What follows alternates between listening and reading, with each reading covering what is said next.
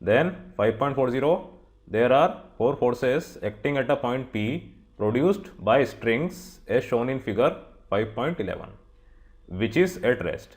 Find the forces F1 and F2. ये भी अच्छा क्वेश्चन है।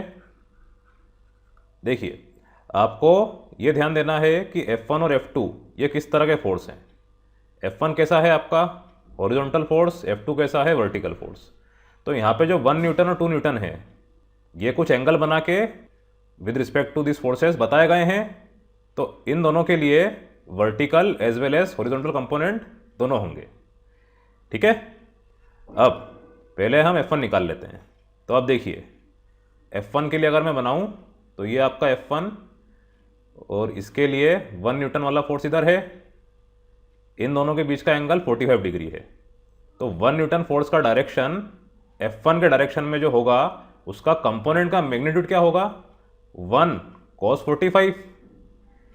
ये चीज़ आप जानते हैं, 1 न्यूटन फोर्स 45 डिग्री एंगल बना रहा है विद रिस्पेक्ट टू F1। तो इसका हॉरिजॉन्टल कंपोनेंट क्या होगा अलोंग F1, 1 cos 45। और वर्टिकल कंपोनेंट क्या होगा in the upward direction, 1 sin 45। ठीक, हालांकि इससे हमें मतलब नहीं है क्योंकि F1 जो है इसे परपेंडिकुलर है 1 sin 45 के कंपोनेंट के, तो 90 डिग्री एंगल है तो काम नहीं आना है। सिर्फ ये वाला कंपोनेंट 1 cos 45 ये काम आना है।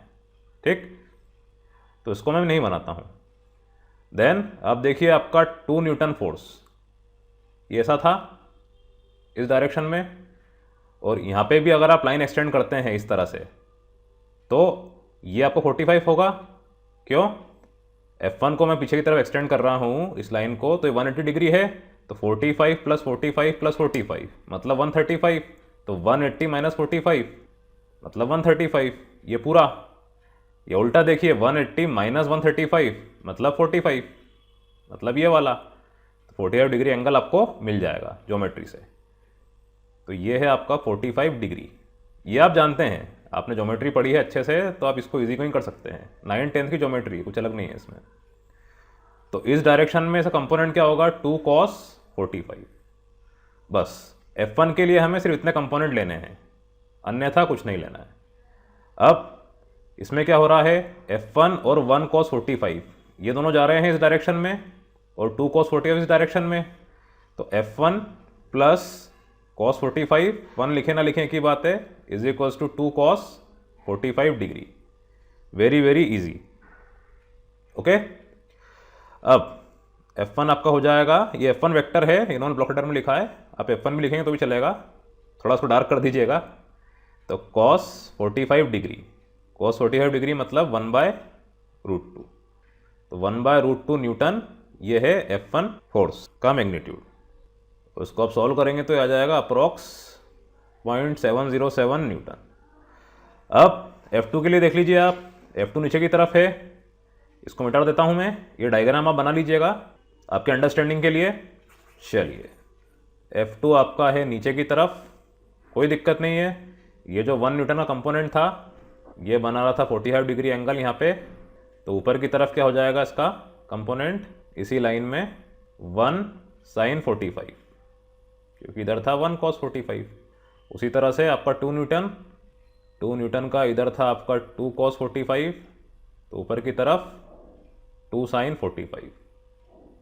ठीक, देख लीजिए आप, हॉरिजॉन्टल फोर्स मैंने बना दिए हैं समझाने के लिए, इनको मिटा देता हूं मैं, इनका कुछ काम नहीं है यहाँ पे। अब आप देखिए ऊपर की तरफ 2 फोर्स है, 1 sin 45, 2 sin 45, और नीचे की तरफ ओनली F2। तो F2 is equals to 2 sin 45 plus sin 45 मतलब 3 sin 45 मतलब 3/√2।